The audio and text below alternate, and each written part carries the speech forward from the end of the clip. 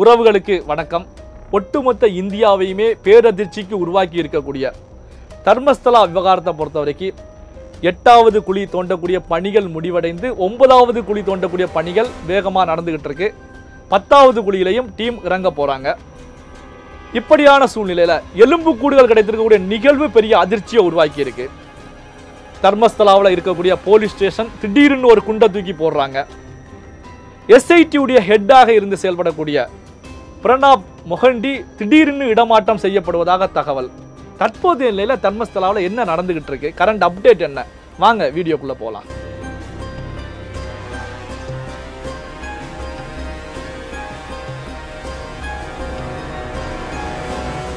இப்போ கரண்டா நடந்துகிட்டு இருக்கக்கூடிய விஷயங்கள் தகவல்கள் குறித்து பார்ப்பதற்கு முந்தைய நிலையில நாம இதுவரைக்கும் தர்மஸ்தலா விஷயத்துல இந்த கேஸ்ல இந்த வழக்குல நடந்த விஷயங்களை ஒரு டைம் லைனா நாம பார்க்கலாம். ஜூலை 22ஆம் தேதி அட்வொகேட் மஞ்சுநாத் அப்படிங்கிறவரை விசில் ப்ளவர் போய் சந்திக்கிறாங்க. பெரிய ஒரு மாஸ் பரியல் நடந்திருக்கு. 100க்கும் மேற்பட்ட பெண்களுடைய சடலங்களை நான் இந்த தர்மஸ்தலா கோயிலுக்கு சம்பந்தப்பட்ட நேத்ராவதி நதிக்கரையில் புதைச்சிருக்கேன் அப்படின்னு சொல்லி பெரிய அதிர்ச்சியை கிளப்புறாரு. அதுவும் 1995 to 2014 காலகட்டத்தில் நான் துப்புரவு பணியாளராக இருக்கும்போது இந்த செயல்களில் ஈடுபட்டேன் அப்படின்னு சொல்லி தெரிவிக்கிறாங்க. இப்படியான நிலையில் ஜூலை 3 விசில் ப்ளவரும் அட்வொகேட் மஞ்சுநாத்தும் அங்கே இருக்கக்கூடிய போலீஸ் ஸ்டேஷனில் அதாவது தர்மஸ்தலா போலீஸ் ஸ்டேஷனில் ஒரு ஃபார்மல் கம்ப்ளைண்ட்டை ரைஸ் பண்ணுறாங்க.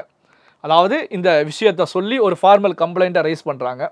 ஜூலை 4 தர்மஸ்தலா போலீஸை பொறுத்த வரைக்கும் எஃப்ஐஆரை போடுறாங்க. இந்த விசில் ப்ளவர் எனக்கு ப்ரொடெக்ஷன் கொடுங்க, என்னுடைய உயிருக்கு பாதுகாப்பு கிடையாது அப்படின்னு சொல்லி போலீஸ்கிட்ட தெரிவிக்கிறாங்க. ஜூலை 10 தான் போலீஸை பொறுத்த வரைக்கும் இந்த விசில் ப்ளவருக்கு ஆபத்து இருக்குது. என்னென்னா ரொம்ப காம்ப்ளிகேஷனான விஷயம். 100க்கும் மேற்பட்ட பெண்களுடைய சடலங்கள் புதைச்சி தான் சொல்லியிருக்காங்க. அதுவும் பார்த்திங்கன்னா இந்த விசில் ப்ளவர் முன்வைக்கக்கூடிய குற்றச்சாட்டு என்ன அப்படின்னா, நீண்ட நெடிய பாரம்பரிய மிக்க ஒரு ஹிந்து கோயில் மீது தான் இந்த குற்றச்சாட்டுகளை வைக்கிறாங்க. இந்த ஹிந்து கோயிலுடைய நிர்வாகத்தின் மீது தான் இந்த குற்றச்சாட்டுகளை முன்வைக்கிறாங்க. அப்போ கண்டிப்பாக ஒரு காம்ப்ளிகேஷன் தான். இந்த விசில் ப்ளவருக்கு உயிருக்கு ஆபத்து ஏற்படலாம். இது போன்ற ஒரு சம்பவம் நடந்திருந்தால் ஆபத்து ஏற்படலாம் அப்படிங்கிற நிலையில் ப்ரொடெக்ஷனை ஜூலை 10 போலீஸ் கொடுக்குறாங்க.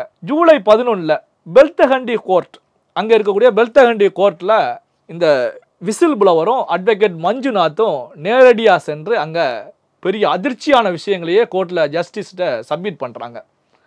என்ன அப்படின்னா, ஒரு எலும்பு கூட கையில் எடுத்துகிட்டு போகிறாங்க.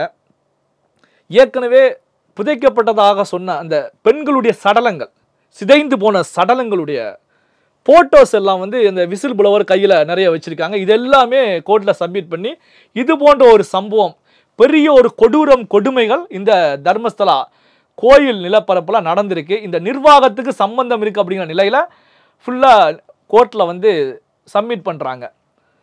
இந்த விஷயம் போலீஸ் ஸ்டேஷன்லேருந்து இப்போ நீதிமன்றம் போன பிறகு பெரிய அளவில் வெடிக்கிறது இந்த சம்பவம். அதாவது தர்மஸ்தலா தாண்டி கர்நாடகா தாண்டி ஒட்டுமொத்த இந்தியா முழுவதுமே பெரிய அளவில் பேசு பொருளாகுது. சோசியல் மீடியாக்கள் எல்லாமே பெரிய வைரல் ஆகிட்டு இருக்கு. அதாவது தர்மஸ்தலாவில் 100க்கும் மேற்பட்ட இளம்பெண்கள் சிதைக்கப்பட்டிருக்காங்க, சடலங்கள் புதைக்கப்பட்டிருக்கிறது, பெரிய கொடூரமே அங்கே நடந்துகிட்டு இருக்கு அப்படிங்கிற செய்திகள் பெரிய அளவில் வலம் வரும்போது தான் சுஜாதா பாட் அப்படிங்கிறவங்க என்னுடைய மகள் அனன்யா பாட் 2012ஆம் ஆண்டு காணாமல் போயிட்டாங்க. எங்கே காணாமல் போனாங்க அப்படின்னா, இதே தர்மஸ்தலா கோயிலுக்கு வந்தப்போ அவருடைய நண்பர்கள் கூட வந்தப்போ என்னுடைய மகள் மட்டும் அங்கே மிஸ் ஆகியிருக்காங்க. ஏற்கனவே நான் அந்த ஸ்டேஷனில் மிஸ்ஸிங் கம்ப்ளைண்ட் கொடுத்துருக்கேன். ஆனால் இன்னைக்கு வரைக்கும் கண்டுபிடிச்சு கொடுக்கல அப்படின்னு சொல்லி அவங்களும் பெரிய ஒரு சந்தேகத்தை முன்வைக்கிறாங்க. சௌஜன்யா அப்படிங்கிற இன்னொரு பொண்ணு 2002ஆம் ஆண்டு 17 வயசு பொண்ணு. இந்த பொண்ணு ரேப் பண்ணப்பட்டு மேர்டர் செய்யப்பட்டு இந்த தர்மஸ்தலா உள்ள ஒரு பகுதியில் அவங்களோட பாடியை கண்டெடுக்கிறாங்க. இந்த கேஸும் பெரிய அளவில் போகிறது. ஆனால் கேஸில் கடைசி வரைக்கும் குற்றவாளிகள் கண்டுபிடிக்கப்படாமல் இந்த நிமிடம் வரைக்கும் சௌஜன்யாவுடைய கேஸும் இருந்துகிட்டு இருக்கு. அவங்க தரப்பில் இருந்தும் குற்றச்சாட்டுகள் விமர்சனங்கள் முன்வைக்கப்படுகிறது. சௌஜன்யாவையும் ஏற்கனவே ட்ரேப் பண்ணி கொலை செய்யப்பட்டாங்க, குற்றவாளி கண்டுபிடிக்கப்படலை அப்படின்னு சொல்லி அவங்களும் முன் வச்சுக்கிட்டு இருக்காங்க. அப்போது கர்நாடக கவர்மெண்ட்டுக்கு பெரிய அளவில் ஒரு ப்ரெஷர். ஏன்னா கர்நாடகாவை தாண்டி இந்திய அளவுக்கு இந்த செய்தி போயிடுச்சு. சோசியல் மீடியாக்களில் தினமும் நூற்றுக்கணக்கான ஆயிரக்கணக்கான வீடியோக்கள் போஸ்ட் ஆகிட்டு இருக்கு. ஷார்ட்ஸ், ரீல்ஸு, இன்ஸ்டாகிராம் எல்லாமே வலம் வந்துக்கிட்டு இருக்கு. அப்போது உடனே வந்து இதில் வந்து நம்ம களத்தில் குதிச்சு தான் ஆகணும். உடனே என்ன பண்ணுறாங்க அப்படின்னா ஜூலை 19 டிஜிபி பிரணாப் முகர்ஜி தலைமையில் வந்து ஒரு special investigation team Karnataka government வந்து ஃபார்ம் பண்ணுறாங்க. உடனே வந்து பார்த்தீங்கன்னா ஜூலை 25 இந்த ஸ்பெஷல் இன்வெஸ்டிகேஷன் டீம் தர்மஸ்தலா கேஸை வந்து கையில் எடுக்கிறாங்க. ஒரு முக்கியமான ஒரு பெரிய ஒரு காம்ப்ளிகேஷன் இருக்கக்கூடிய வழக்கு உடனே 25ஆம் தேதியாக ஜூலை கையில் எடுக்கிறாங்க. ஐ விட்னஸாக இருக்கக்கூடிய இந்த விசில் பிளவர் அவரை நேரடியாக அழைச்சிட்டு அந்த அவர் சொன்ன பகுதிக்கு போகிறாங்க. அங்கே போய் அவர் அந்த தர்மஸ்தலா நிர்வாகத்துக்கு உட்பட்ட கோயிலை ஒட்டி இருக்கக்கூடிய அந்த நேத்ரவதி நதிக்கு ஒட்டி இருக்கக்கூடிய பகுதியில் 13 இடங்களை இந்த விசில் பிளவர் வந்து சுட்டி காட்டுறாங்க. இங்கே நான் சடலத்தை புதைச்சிருக்கேன், இந்த பகுதியில் புதைச்சிருக்கேன், இங்கே புதைச்சிருக்கேன் அப்படின்னு சொல்லி 13 இடத்த இந்த எஸ்ஐடி டீம் வந்து மார்க் பண்ணுறாங்க. சைட் 1, சைட் 2, சைட் 3 அப்படின்னு பார்த்தீங்கன்னா இதற்கு முந்தைய நிலையிலேயே வந்து பார்த்தீங்கன்னா இங்கே இருக்கக்கூடிய ஆதாரங்களை இந்த இடம் மார்க் பண்ணும் போதே இந்த பகுதியில் இருக்கக்கூடிய ஆதாரங்களை அழிப்பதற்கு முயற்சி பண்ணலாம். என்ன அப்படின்னா வந்து வைக்கக்கூடிய குற்றச்சாட்டு பெரிய பிக் ஷாட் அப்படிங்கிறதுனால ஸோ அவங்க தரப்புலேருந்து மேலே கிடைக்கக்கூடிய பொருட்கள், அங்கு புதைக்கப்பட்ட சடலங்களுடைய பொருட்கள், அவங்க பயன்படுத்திய பொருட்கள், அணிந்த ஆடைகள், laptop, mobile phone, sim card, PAN card போன்ற விஷயங்கள் வந்து ஆதாரங்கள் அழிக்கப்படலாம் அப்படிங்கிறதுனால தான் உடனே வந்து பார்த்தீங்கன்னா ஆன்டி நக்சல் ஃபோர்ஸ் ஏஎன்எஃப்ஐ வந்து எஸ்ஐடி டீம் வந்து களத்தில் இறக்கி விடுறாங்க. இது மட்டும் இல்லாமல் அந்த பகுதியை பொறுத்த வரைக்கும் இந்த ஜூலை 25ஆம் தேதி அங்கே போய் மார்க் பண்ணும்போது டாக்ஸ் கார்டு, அதே நேரத்தில் வந்து ஃபாரன்சிக் டீம் எல்லாமே வந்து ஸ்பாட்டில் வந்து வர்றாங்க.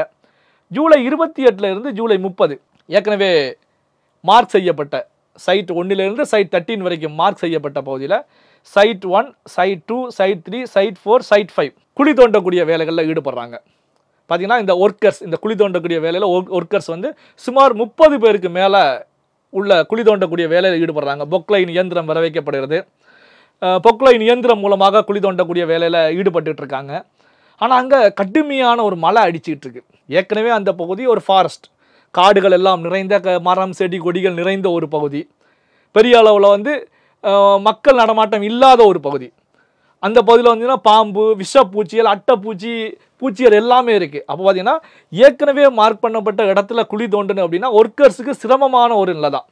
இந்த விஷப்பூச்சிகள், அட்டைப்பூச்சிகளுடைய கடிகளை எல்லாம் தாண்டி தான் அங்கே வேலையில் ஈடுபட வேண்டிய ஒரு கட்டாயம் இருந்துகிட்டு இருக்கு. இப்படி தோண்டிக்கிட்டு இருக்கும்போது தான் இந்த சைட் 1, 2, 3, 4, 5 இந்த நேத்ரவதி ரிவர் அதில் குளிக்கக்கூடிய ஒரு பகுதியில் ஒரு கிழிஞ்ச red colour blouse, 2 ATM card, ஒரு பேன் கார்டு கிடைக்குது. ஏடிஎம் கார்டில் ஒன்று பொண்ணோடது ஃபீமேல் சம்மந்தப்பட்டது, இன்னொன்று மேல் சம்மந்தப்பட்டது ஆணோடது அப்படிங்கிறத உன்னை எஸ்ஐடி டீம் வந்து அந்த ஏடிஎம் கார்டில் இருக்கக்கூடிய இன்ஸ்ட்ரக்ஷனை வச்சு இன்ஃபர்மேஷனை வச்சு சொல்லிடுறாங்க. ஆனாலும் பேர் வந்து வெளியிடக்கூடாது அப்படிங்கிற ஒரு முறை நீதிமன்றத்தின் மூலமாக இருக்கிறதுனால யாரோடது அப்படின்னு சொல்லி பேரை வெளியில் சொல்லலை. இப்படியான சூழ்நிலையில் தான் இந்த விசில் பிளவரை அழைச்சிட்டு போன அவருடைய அட்வொகேட் மஞ்சுநாத்தை பொறுத்த வரைக்கும் ஒரு ப்ரெஸ் ரிலீஸை வெளியிடுறாங்க. என்ன அப்படின்னா இந்த குழி தோண்டக்கூடிய வேலையில் எஸ்ஐடி டீம் ஈடுபட்டு இருக்காங்க. இந்த நிலையில் தான் இந்த ATM card, PAN card, red colour blouse எல்லாமே கிடைச்சிருக்கு. இந்த குழி தோண்டும் போது எங்கேயாச்சும் குழியில் எலும்பு கூடு கிடைத்தால், ஏற்கனவே சொல்லப்பட்டது போல சிதைக்கப்பட்ட அந்த பெண்களுடைய சடலத்துடைய எலும்பு கூடு கிடைச்சா உடனே அடுத்த நிமிஷம் தர்மஸ்தலா பஞ்சாயத்து வைஸ் பிரசிடென்ட் ஸ்ரீனிவாச ராவை அரெஸ்ட் பண்ணணும். போலீஸ் எஸ்ஐடி டீம் வந்து உடனே அரெஸ்ட் பண்ணணும். காரணம் என்ன அப்படின்னா இந்த பகுதியில் எதுவுமே இல்லீகலாக இருந்து எதுவுமே எந்த ஒரு சடலமே புதைக்கப்படலை. அதே நேரத்தில் இங்கே புதைக்கப்பட்ட சடலங்களை பொறுத்த வரைக்கும் இந்த கோயிலுக்கு வரக்கூடிய பக்தர்கள், அங்கு நோய்வாய்ப்பட்டு இறந்தவங்க, அனாதையாக இருந்து இறந்தவங்க, இப்படி இறந்தவங்களை தான் போலீஸ் அனுமதியோடு தான் நாம் இந்த பகுதியில் புதைச்சிருக்கோம். அதுக்கான ரெக்கார்டு வந்து எங்ககிட்ட முழுமையாக இருந்துகிட்டு இருக்கு. இந்த ரெக்கார்டை எப்போ கேட்டாலும் நாங்கள் இன்வெஸ்டிகேஷனுக்கு எஸ்ஐடி டீமில் கொடுப்பதுக்கு தயாராக இருக்கோம் அப்படின்னு சொல்லி இந்த ஸ்ரீனிவாச ராவ் தெரிவிக்கிறாங்க. அப்போ வந்து பார்த்தீங்க அப்படின்னா எலும்பு கூடு கிடைச்சா உடனே இவர் அரெஸ்ட் பண்ணணும் அப்படின்னு சொல்லி மஞ்சுநாத் அந்த பிரஸ் ரிலீஸை வச்சு ஒரு பெரிய அதிர்ச்சியை கிளப்பி விடுறாரு. இப்படியான சூழ்நிலையில் தான் ஜூலை 31ஆம் தேதி சைட் 6வது தோண்டக்கூடிய வேலையில் ஈடுபட்டு இருக்கும்போது தான் ஒரு மத்தியான வேலையில் எலும்புக்கூடு, அதாவது எலும்புக்கூட்டுடைய பார்ட்ஸ் பகுதிகள், போன்ஸ் எலும்புகளை பொறுத்த வரைக்கும் ஒரு 25 எலும்புகள் 6வது சைட்டில் கிடைச்சி பெரிய ஒரு அதிர்ச்சியை உருவாக்குது. 5 வரைக்கும் கிடைக்காம இருந்துச்சு. 6ல் பார்த்தீங்கன்னா எலும்புக்கூடுகளுடைய போன்ஸ் கிடைக்க 25 போன்ஸ் கிடைச்சிருக்கு. இப்படி வந்து ஒரு பக்கம் எலும்புக்கூடுடைய போன்ஸ் கிடைச்சப்போ தான் இன்னொரு அதிர்ச்சி வந்து அங்கே வந்துட்டு இருக்கு. என்ன அப்படின்னா டிஜிபி பிரணாப் முகர்ஜியை பொறுத்த வரைக்கும் ஸ்டேட் டியூட்டிஸில் இருந்து சென்ட்ரல் கவர்மெண்ட்டுடைய பொசிஷனுக்கு அவருக்கு வந்து லிஸ்ட் ஆகிருக்கு. சென்ட்ரல் கவர்மெண்ட்டுக்கு போகிறாங்க. அப்போது இந்த எஸ்ஐடி இன்வெஸ்டிகேஷன் என்னாக போகிறது, தடப்பட போகிறதா, அல்ல இதன் பின்னணியில் வந்து யாராவது முக்கிய புள்ளிகள் இருக்காங்களா, அதனால தான் பிரணாப் முகர்ஜியை வந்து இமிடியேட்டாக வந்து இது போன்ற டிரான்ஸ்ஃபர் செய்யக்கூடிய மாற்றம் செய்யக்கூடிய வேலையில் ஈடுபடுறாங்களா அப்படின்னு சொல்லி பல கேள்விகள் உருவாகிட்டு இருக்கு. இது கர்நாடகா மட்டுமல்ல, இந்தியா முழுவதுமே இந்த கேள்வி உருவாகிட்டு இருக்கு. இப்படியான சூழ்நிலையில் தான் கர்நாடகாவுடைய சீஃப் மினிஸ்டர் சித்தராமையா செய்தியாளர்களை சந்திக்கிறாங்க. சந்திக்கும் போது செய்தியாளருடைய கேள்விக்கு பதிலளிக்கும் போது தான் எங்களுக்கு ஸ்டேட் கவர்மெண்ட்டுக்கு சென்ட்ரல் கவர்மெண்ட்லேருந்து எந்த ஒரு ரெக்வஸ்ட்டுமே எங்களுக்கு இது வரைக்கும் அஃபீஷியலாக கிடைக்கல. ஸோ அப்படி அஃபீஷியலாக சென்ட்ரல் கவர்மெண்ட் ரெக்வஸ்ட் பண்ணினா அடுத்த கட்டம் என்ன அப்படின்னு சொல்லி நாங்கள் வந்து டிஸ்கஸ் பண்ணுவோம், முடிவெடுப்போம். அப்படி இந்த பிரணாப் முகர்ஜி சென்ட்ரல் கவர்மெண்ட்டுடைய பொசிஷனுக்கு போனாலும் இந்த இன்வெஸ்டிகேஷனில் எந்த விதமான ஒரு தடங்களும் இருக்காது. கேள்வியாளர் செய்தியாளர்களை பொறுத்தவரைக்கும் தொடர்ச்சியாக துளைக்கக்கூடிய கேள்விகளை கேட்குறாங்க. பின்னணியில் யாராவது இருக்காங்களா, மூடி மறைக்கக்கூடிய வேலையில் செயல்பட்டுக்கிட்டு இருக்காங்களா, என்ன காரணம் அப்படின்னு கேட்கும்போது தான் இல்லை இது வந்து வெளிப்படையாக இன்வெஸ்டிகேஷன் நடக்கணும் அப்படிங்கிற அடிப்படையில் தான் நாங்கள் டீமையை உடனே எஸ்ஐடி டீமையை ஃபார்ம் பண்ணினோம். அதனால் எந்த மாற்றமும் கிடையாது. இந்த எஸ்ஐடியுடைய ஹெட்டு மாற்றம் செய்யப்பட்டாலும் அவருடைய கிரேடில் இருக்கக்கூடிய ஒரு டிஜிபி தான் களத்தில் இறக்கி விடப்படுவாங்க. இந்த தர்மஸ்தலா கேஸை பொறுத்த வரைக்கும் முழுமையாக ஆய்வுகள் செய்யப்பட்டு வெளிப்படைத்தன்மையோட இந்த கேஸ் குறித்த தகவல்கள் வெளியிடப்படும் அப்படின்னு சொல்லி சித்தராமையா வந்து ஒரு அசூரன்ஸை செய்தியாளர்கள் மத்தியில் பேசும்போது மக்களுக்கு கொடுக்குறாங்க. இப்படியான சூழ்நிலை தான் ஜூலை 31 மங்களூரில் எஸ்ஐடியை பொறுத்த வரைக்கும் ஸ்பெஷல் இன்வெஸ்டிகேஷன் டீம் வந்து ஒரு டெம்பரவரியாக ஒரு ஆஃபீஸ் ஒன்று செட்டப் பண்ணுறாங்க. காரணம் என்ன அப்படின்னா, ஏற்கனவே வந்து 100க்கும் மேற்பட்ட பெண்களுடைய சடலங்கள் இங்கே புதைக்கப்பட்டிருக்கு அப்படின்னு விசில் ப்ளவர் சொல்லிக்கிட்டு இருக்காரு. அப்போது மக்களை பொறுத்த வரைக்கும் இந்த மிஸ்ஸிங் யார் காணாமல் போனாங்க, இது வரைக்கும் யார் காணாமல் போனாங்க, எந்தெந்த பகுதியிலேருந்து காணாமல் போனாங்க அப்படிங்கிறத ஒரு டேட்டாவை கேதர் பண்ணுவோம் அப்படிங்கிற நிலையில் தான் ஒரு ஆஃபீஸை செட்டப் பண்ணுறாங்க. ஒரு ஹாட்லைன் நம்பரையும் கொடுக்குறாங்க.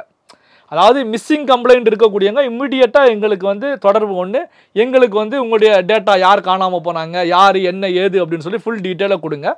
இது எல்லாமே கான்ஃபிடென்ஷியலாக வச்சுருப்போம், யாருக்குமே சொல்ல மாட்டோம், ஒரு கான்ஃபிடென்ஷியலாக இருக்கும். இது வந்து இந்த ஸ்பெஷல் இன்வெஸ்டிகேஷன் டீமுடைய இன்வெஸ்டிகேஷனுக்கு வந்து ஒரு சப்போர்ட்டாக இருக்கும் அப்படின்னு சொல்லி தெரிவிக்கிறாங்க. இந்த அடிப்படையில் WhatsApp number, telephone number, email எல்லாமே இந்த எஸ்ஐடி டீம் வந்து வெளியிடுறாங்க. ஜூலை 31 சைட் 6 தோன்றப்ப 25 எலும்புக்கூட்டுடைய போன்ஸுகள் கிடைச்சிச்சு. பார்த்தீங்களா, இந்த எலும்புக்கூட்டுடைய போன்ஸ்களை பொறுத்த வரைக்கும் 4 அடி தூரம் தோண்டும் போதே இந்த பார்ட்ஸுகள்லாம் கிடைச்சிருச்சு. இந்த பார்ட்ஸுகளை உடனே ஃபாரன்சிக் டீமுக்கும் டிஎன்ஏ அனலிஸ்ட் டிபார்ட்மெண்ட்டுக்கும் உடனே அனுப்பி வைக்கிறாங்க. ஆனால் இதோட ரிப்போர்ட் யார் என்ன, எத்தனை வயசு, ஃபீமேலா மேலா அப்படிங்கிற டீட்டெயிலை பொறுத்த வரைக்கும் இந்த ஃபாரன்சிக் டீம்லேருந்து குடைப்பதற்கு சுமார் ஒரு 15 நாட்களாவது ஆகும் அப்படிங்கிற தகவல்களையும் எக்ஸ்பர்ட் தெரிவிச்சிருக்காங்க. அதே நேரத்தில் வந்து பார்த்தீங்கன்னா இந்த 6வது குழி தோன்றப்ப தான் இன்னொரு ரூபே ஏடிஎம் கார்டும் அந்த பகுதியில் கிடைச்சிருக்கு. அதோட இன்வெஸ்டிகேஷனும் ஏற்கனவே கிடைக்கப்பட்ட 2 ஏடிஎம் கார்டு, பேன் கார்டு, அந்த ரெட் கலர் ப்ளவுஸ் கூட இந்த இன்வெஸ்டிகேஷனும் ஒரு பக்கம் போய்கிட்டு இருக்கு. இந்த விசில் ப்ளவரால் வந்து அடையாளம் காட்டப்பட்ட மொத்தம் 13 சைட் வந்து அவர் மூலமாக சொல்லப்பட்டு எஸ்ஐடி டீம் மார்க் பண்ணி வச்சுருந்தாங்க. அதில் வந்து 8 சைட் ஆகஸ்ட் 1 வரைக்கும் 8 சைட் தோண்டி முடிச்சிட்டாங்க. ஆகஸ்ட் 1 2 சைட்டை வந்து குழி தோண்டக்கூடிய பணிகள் முடிவடைஞ்சிருக்கு. 2லையுமே எந்த விதமான ஒரு இந்த சொன்னது போல எலும்புக்கூடுகளோ அல்லது போன்ஸோ எதுவுமே கிடைக்கல. அதே நேரத்தில் வந்து பார்த்தீங்கன்னா இதுவரைக்கும் தோண்டப்பட்ட 8 குழிகளில் 8 சைட்டு தோண்டப்பட்டதில் 8 குழிகளில் 6வது குழியில் மட்டும்தான் இந்த 25 போன்ஸ் பீஸ் வந்து கிடச்சிருக்கு. வேறு எந்த இதுவும் கிடைக்கல. இன்னும் பெண்டிங் வந்து பார்த்தீங்கன்னா ஒரு 5 சைட் தான் இருந்துகிட்டு இருக்கு. 5 சைட்டில் ஏற்கனவே விசில் ப்ளவரை பொறுத்த வரைக்கும் சைட் 13 தான் ரொம்ப இம்பார்ட்டன்ட் அப்படின்னு சொல்லி தெரிவிச்சிருக்காங்க. ஏன்னா அங்கே அதிக அளவில் சடலங்களை நான் புதைச்சிருக்கேன் அப்படின்னு சொல்லி தெரிவிச்சிருக்காங்க. ஸோ ஜூலை 31 இந்த ஹாட்லைன் நம்பர் கொடுத்துருந்தாங்க. ஆனால் இன்னைக்கு வரைக்கும் ஆகஸ்ட் 2 வரைக்கும் எஸ்ஐடி டீமை பொறுத்த வரைக்கும் இந்த ஹாட்லைன் நம்பர் கொடுத்தோம். எங்களுக்கு வந்து எந்த ஒரு காலுமே காணாமல் போனாங்க அப்படின்னு சொல்லி எங்களை யாருமே தொடர்பு கொள்ளலை. அதே நேரத்தில் இந்த ஹாட்லைன் நம்பரை வந்து நாங்கள் சோசியல் மீடியாக்கள் மூலம் பரவலாக வந்து பப்ளிசிட்டி பண்ணிட்டோம். ஆனால் எந்த ஒரு கம்ப்ளைண்ட்டுமே இந்த நிமிஷம் வரைக்கும் எங்களுக்கு வரல அப்படிங்கிற தகவல்களையும் முன் வச்சிருக்காங்க.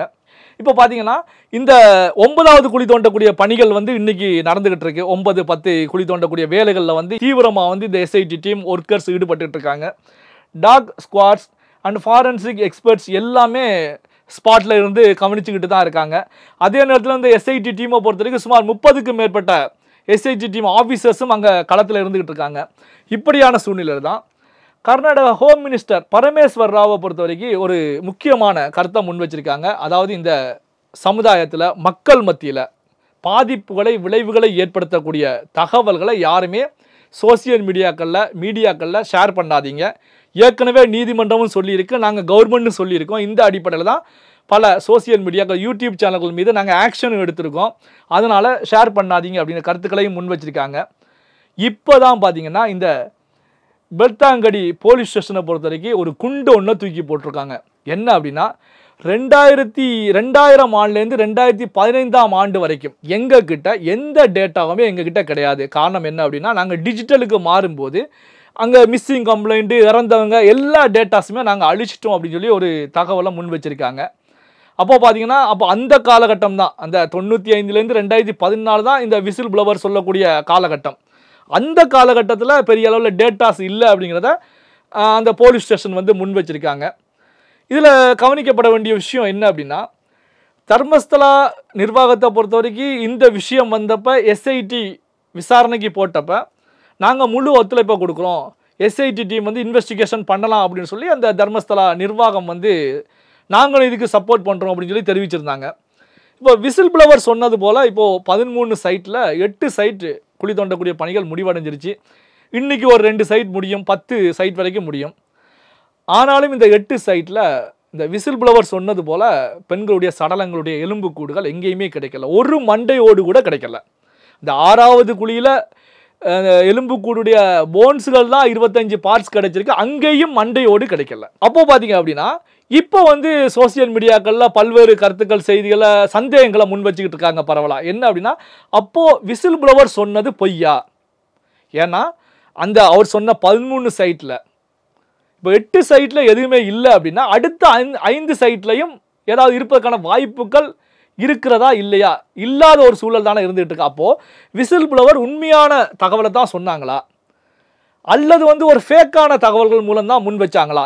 ஏற்கனவே எலும்புக்கூடு, அந்த சிதைக்கப்பட்ட புதைக்கப்பட்ட சடலங்களுடைய போட்டோவோட கோர்ட்டுக்கு சென்று முன் வச்ச இந்த விசில் ப்ளவரை பொறுத்த வரைக்கும் அப்போ இங்கே எதுவுமே இல்லாமல் 8 குழி வரைக்கும் இருந்துகிட்டு இருக்கு, 8 குழி தோண்டக்கூடிய நிகழ்வு வரைக்கும் இருந்துகிட்டு இருக்கு. அப்போது இவரை பின்னணியிலிருந்து யாராவது இயக்குறாங்களா? அதாவது தர்மஸ்தலா கோயிலை பொறுத்த வரைக்கும் ஒரு பாரம்பரியம் மிக்க நீண்ட காலம் இருக்கக்கூடிய ஒரு ஸ்தலம். பார்த்தீங்கன்னா தினமும் வந்து 10,000 பேருக்கு அங்கே அன்னதானங்கள் போடப்படக்கூடிய கோயில் அப்படின்னா தினமும் எத்தனை ஆயிரக்கணக்கான மக்கள் அங்கே வந்து போகிறாங்க அப்படிங்கிறத நாம் தெரிஞ்சுக்கலாம். அப்போ அந்த கோயில் மீது களங்கத்தை ஏற்படுத்துவதற்காக இந்த விசில் ப்ளவர் பின்னணியில் இருந்து யாராவது இவரை இயக்குகிறாங்களா அப்படிங்கிற கேள்விகளையும் இப்போ மக்கள் முன்வைக்க ஆரம்பிச்சிட்டாங்க. அதாவது இந்த சம்பவம், இந்த மஞ்சுநாத்தை சந்தித்து விசில் ப்ளவர் தகவலை தெரிவித்து போலீஸ் ஸ்டேஷனில் ஃபார்மல் கம்ப்ளைண்ட் கொடுத்தப்ப எல்லாம் தர்மஸ்தலா கோயில் மேலே தான் பல கேள்விகளை எழுப்பிக்கிட்டு இருந்தாங்க. நீதிமன்றத்தில் போய் மஞ்சுநாத் அண்டு விசில் ப்ளவர் வந்து எலும்புக்கூடு அந்த புகைப்படங்கள் எல்லாம் சப்மிட் பண்ணும்போது பெரிய கொடுமைகள் தர்மஸ்தலா கோயிலில் நடந்திருக்கிறது. 100க்கும் மேற்பட்ட பெண்களுடைய சடலங்கள் 95லேருந்து 2014 காலகட்டத்தில் புதைக்கப்பட்டிருக்கு அப்படின்னா அதுக்கு முந்தைய காலகட்டம், அதுக்கு பிந்திய காலகட்டம் எத்தனை சடலங்கள் அங்கே புதைக்கப்பட்டிருக்கும், ஆயிரக்கணக்கான சடலங்கள் அங்கே புதைக்கப்பட்டிருக்குமே அப்படின்னா பரவலாக பேசப்பட்டுக்கிட்டு இருந்துச்சு. ஆனால் வந்து இப்போ பார்த்தீங்க அப்படின்னா எந்த ஒரு சடலத்துடைய மண்டையோடும் கிடைக்காம இருக்கக்கூடிய நிகழ்வு வந்து அப்போ இந்த விசில் ப்ளவர் பொய் சொல்கிறாரா, பின்னணியிலேருந்து யாராவது இயக்குகிறார்களா, சமூக விரோதிகள் பின்னணியில் இருக்காங்களா அப்படின்னா கேள்விகளை இப்போ தர்மஸ்தலா கோயிலுக்கு எதிராக பேசியவர்கள் மத்தியிலேயே உருவாக தொடங்கியிருக்கு. இதில் இன்னொரு முக்கியமான விஷயம் என்ன அப்படின்னா இந்த விசில் ப்ளவரை பொறுத்த வரைக்கும் சைட் 13 வந்து ரொம்ப ரொம்ப இம்பார்ட்டன்ட். அங்கே தான் அதிக அளவில் சடலங்களை புதைச்சிருக்கேன் அப்படின்னு சொல்லியிருக்காங்க. அப்போது சைட் 13 பொறுத்த வரைக்கும் இன்னும் ஓரிரு நாட்களில் சைட் 13 வந்து குழி தோண்டக்கூடிய வேலையில் எஸ்ஐடி டீம் இறங்கிடுவாங்க. அங்கும் குழி தோண்டப்பட்டு எந்த ஒரு எலும்புக்கூடுகளும் சிதைக்கப்பட்ட புதைக்கப்பட்ட பெண்களுடைய எலும்புக்கூடுகள் அங்கே கிடைக்கல அப்படின்னா அப்போது தர்மஸ்தலா மீது களங்கத்தை ஏற்படுத்த இது போன்ற செயல்களில் இந்த விசில் ப்ளவர் பின்னணியிலிருந்து யாரோ செயல்பட்டு இருக்கிறார்கள், ஏதோ அமைப்புகள் செயல்பட்டு இருக்கிறதா அப்படின்னா கேள்விகள் மக்கள் மத்தியில் எழுவதில் மாற்றம் இல்லை. ஆனால் என்ன நடக்க போகிறது இன்னும் ஒரு சில தினங்கள் தான். சொன்னது போல அங்கே புதைக்கப்பட்ட பிணங்களுடைய எலும்புக்கூடுகள் கிடைக்கிறதா பொறுத்திருந்து பார்ப்போம். நன்றி.